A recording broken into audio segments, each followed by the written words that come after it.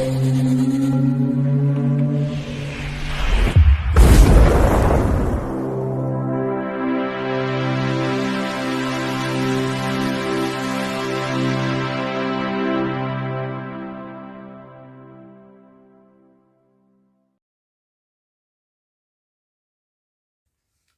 Bayek, it's me, and in today's video, I'm going to look at this. This is from a series of DVDs that are produced, and they are all about classic albums. And this is one that I managed to get.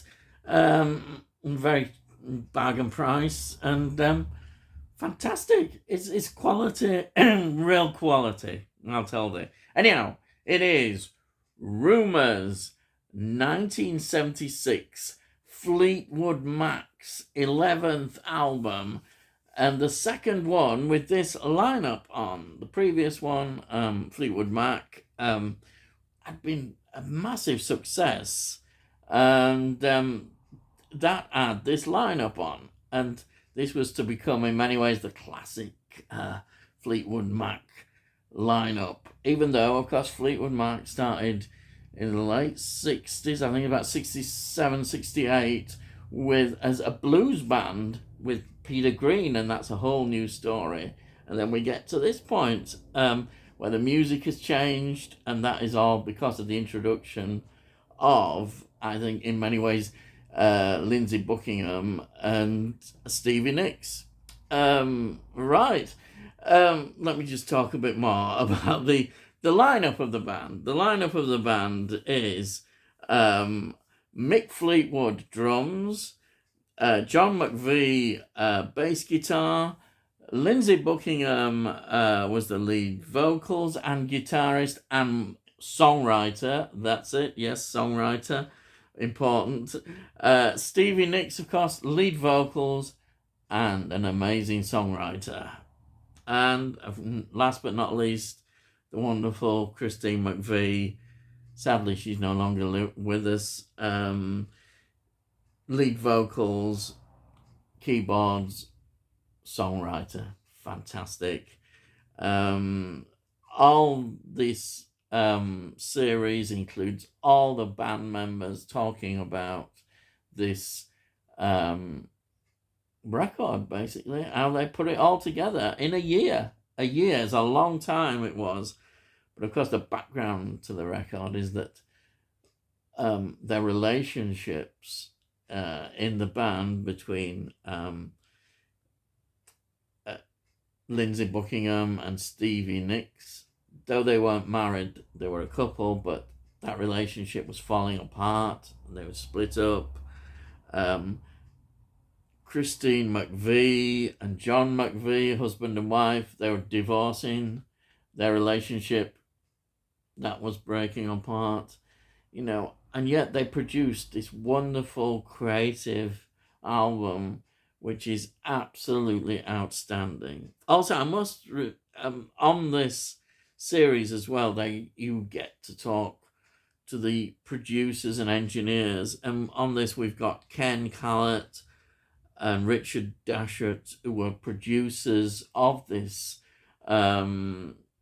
wonderful record, as well as the band. But it's great just seeing them on these big mixing desks and talking about music, and just fascinating. I'm just absolutely, as all the band do, they talk about the tracks.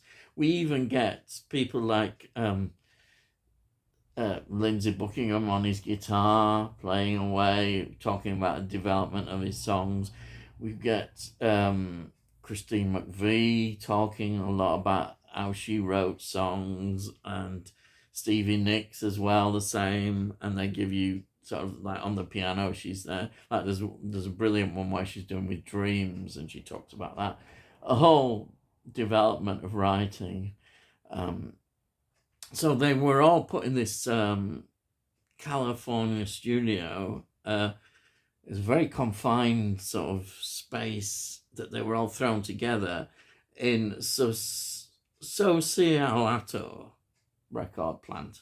That's it, in California. I think I probably pronounced that totally wrong. I say it was over a year, and the girls lived together separate, and the boys, they all lived as well in a separate part, but they were very much forced together in the confines of rehearsal, recording, all this together, and yet they're all want, well, not all, but they basically don't want to be with each other, and yet it's created this wonderful creativity of songs, marvelous songs. I'll just go through the songs. We've got Second Hand News, written by Lindsay Buckingham. We've got Dreams, that's Stevie Nicks. We've got Never Going Back Again, that's Lindsay Buckingham. We've got Don't Stop, Christine McVie. We've got Go Your Own Way, Lindsay Buckingham. We've got Songbird, Christine McVie. That song, it's so emotional. And then we've got The Chain, which is all the band. Then we've got You Make Moving Fun. That's Christine McVie's song. Then I Don't Want to Know, Stevie Nicks' song. And Oh Daddy, Christine McVie's song, which is like a sort of tribute to Mick Fleetwood as the father figure of the band, who's trying to keep them all together. They're all the part of the family. It's a family thing. And then the very last track is Gold Dust Woman, beautiful Steve Nicks, amazing. So you've got these creative musicians, you've got them breaking up, you've got very much at this time period in California, drugs, so they're all into all that lifestyle as well. You've got quite a mix there, and yet they produce this wonderful, wonderful music. And the actual documentary, I think it must do them in production order, not order of how they appeared on the album. Also, you get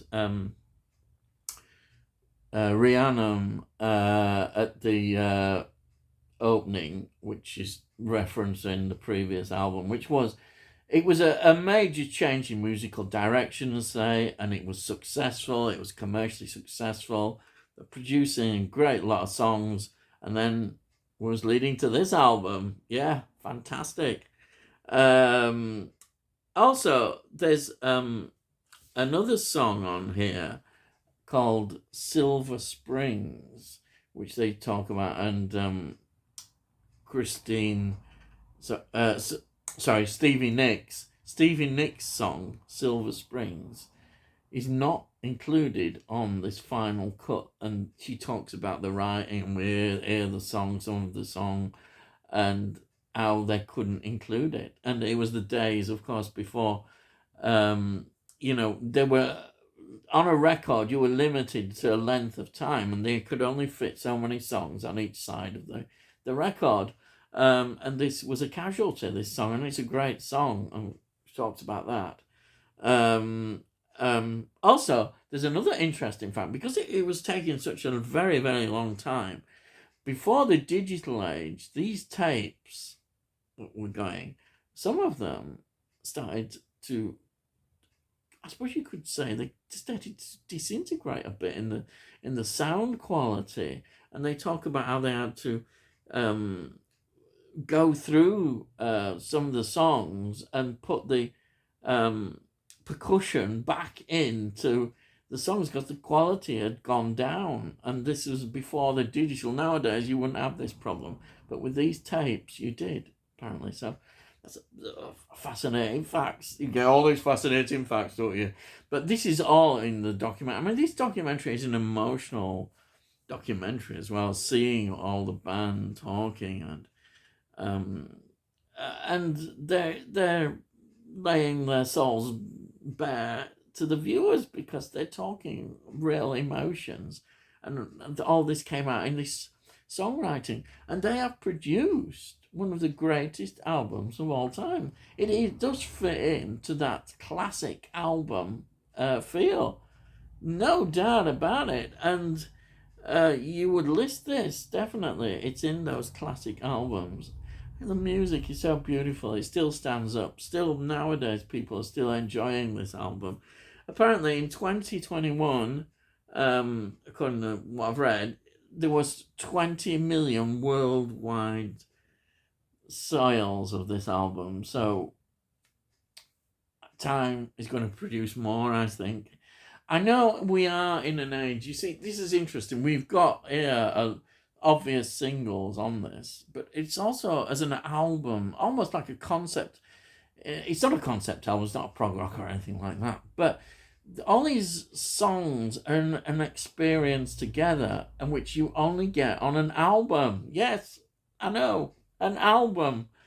Oh yes, this is a wonderful piece of art experience as an album, a musical journey trip, and it's all here. Highly recommended.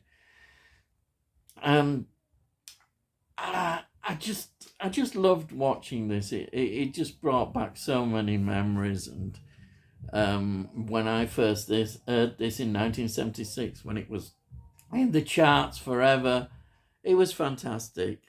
It really was. I can't say much more than that, really. I'll just show you. Here is the DVD from the Rock Classic series. You see it there. And then we've got there and the back. And then we've got the disc there. And then we've got the order, which, of course, is in the order of how they are on here, not on the actual album. And I think this is a production order. And of course, it does include here, it says Silver Springs as well, so we get Silver Springs on there. So that's that. Then I thought, well, I'll just dig out this. This is the actual CD copy of the album, standard one, which is still selling and you can still get hold of. And look inside. Yeah, you see here, we've got the back of the cover of the album as it was. And these photographs, there's even in the documentary talking about these photographs, how, you know, they were in terms of the breakup and how this is reflected in the fantastic. Yep, it's all here. So that's that. And then I thought I'd just show you this. This is 2012 box set called Fleetwood Mac 25 years. I think it is a reissue. And this is a 4-disc box set. But the important thing is, on here, we have got on disc 2, Silver Springs, as well as a whole look of a lot of Fleetwood Mac songs throughout their career, and from the albums. And then on this last disc here, disc 4, you've got the original blues band lineup, Peter Green, all that era. It's all on here. That includes Albatross, of course, it's their biggest famous hit. But, you know, it's interesting comparing how the music changed such a lot from this blues-based music to this sort of music that they played. Yeah, this fantastic music. Just a quick look inside. Here it is. Slip covers here, back. And we've got the discs in here. There's one disc, and there's a booklet. There's a nice booklet here. And then we've got more of the discs. It's great, yeah. So yeah, there we are. Sorry, we've got the 4 discs. They're all here. 1, 2, 3, 4, and this nice booklet, which look at that. Now, this I think this still might be available, this box set, if you want an overlook of Fleetwood Mac's career. But the Rumours is definitely still available. But this is just a nice addition to my collection about Fleetwood Mac. Yeah. So that's it. Well, I hope you've enjoyed me just going on. I hope I haven't gone on too long for you. But hopefully, if you've never heard Rumours, go and check it out. Go and have a listen. It's a fantastic album. And if you have, you know exactly what I mean, why it's so wonderful. it's a great album. You know, you can appreciate, even if you're not totally into this kind of music, I think you can appreciate how great this album is. It is a great album. So that's it. If you're new to the channel, please subscribe. And hopefully you might have enjoyed what I do. I produce all sorts of these videos, films, and TV series, collecting. Me just going on, sat here rambling away. Also, if you like it, please give it a like. It helps supposedly with algorithms. More people hopefully might like my videos. And it all costs notes, which nowadays is great. Also, if you've got any comments, please put your comments down. I love to read them and I'll answer them. I think that's it, really. So, all I've got to say is, I'll see thee again.